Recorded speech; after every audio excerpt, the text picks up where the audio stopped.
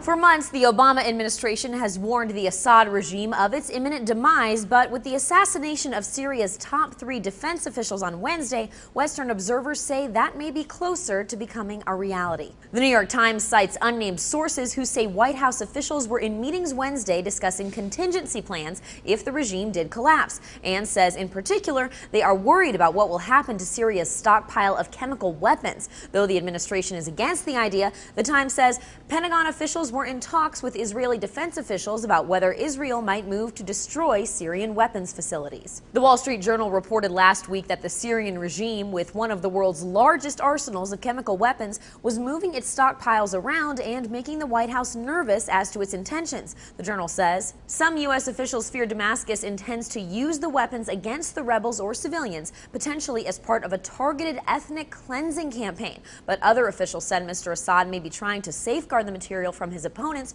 or to complicate Western powers' efforts to track the weapons. Whatever the Assad regime has planned for its chemical stockpiles, we might soon find out, according to Fox News' James Rosen. Analysts agree that if Assad is inclined to train those chemical weapons on his own people, that sad event would probably start happening soon. To make matters worse for the U.S. and its allies, Jordanian King Abdullah told CNN Wednesday that his regime is confirming the presence of al-Qaeda in parts of Syria and is concerned they could get their hands on the weapons. We can't afford the use of those chemical weapons, obviously, on the Syrian people, but also the chemical weapons falling into the wrong hands.